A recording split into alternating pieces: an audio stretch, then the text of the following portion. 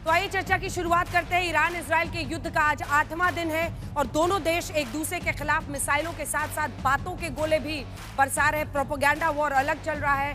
Israel के शहरों पर मिसाइलें दागी जा रही हैं। ईरान के तेवर कड़े हैं। इजराइल के निशाने पर ईरान के परमाणु ठिकाने लगातार बने हुए हैं। ये तय करना है कि भारत को इस वक्त क्या स्टैंड लेना है और विश्व में अगर बड़े बड़े परमाणु संपन्न देश इस वक्त अपने आप को अलाइन कर रहे हैं, वो ये तय कर रहे हैं कि वो किसके साथ खड़े हैं, तो ये आने वाले वक्त में एक चैलेंज बनेगा।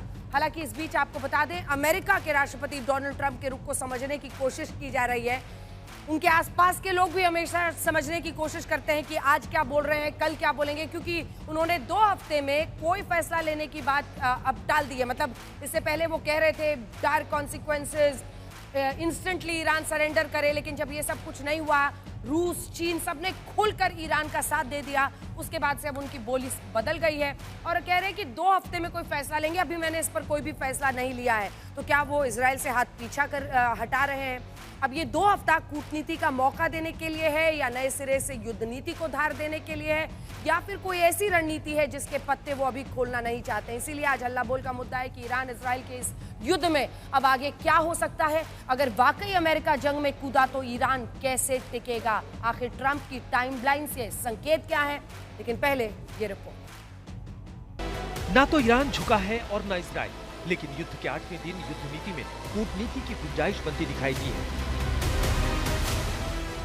इसकी वजह बने हैं अमेरिकी राष्ट्रपति डोनाल्ड ट्रंप, क्योंकि ईरान इजराइल के युद्ध में अमेरिका का रुख क्या होगा, इसके लिए उन्होंने 2 हफ्तों का वक्त ले लिया है।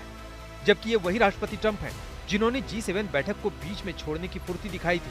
ये वही राष्ट्रपति ट्रंप हैं जिन्होंने ईरान के लिए बिना शर्त सरेंडर का अल्टीमेटम दिया था। लेकिन अब डोनाल्ड ट्रंप कह रहे हैं कि ईरान से बातचीत हो भी सकती है, नहीं भी हो सकती है। जबकि इजराइल पर ताबड़तोड़ मिसाइल हमले करने के बाद ईरान ने अपने तेवर और कड़े कर लिए। अब ईरान कह रहा है कि सुलह के लिए बातचीत तभी होगी जब इजराइल हमले को रोके। वैसे ईरान उस बातचीत में जरूर हिस्सा ले रहा है जो जेनेवा में हो रही है। जेनेवा में यूके, फ्रांस और जर्मनी के विदेश मंत्रियों के साथ ईरान के विदेश मंत्री की बातचीत हो रही है।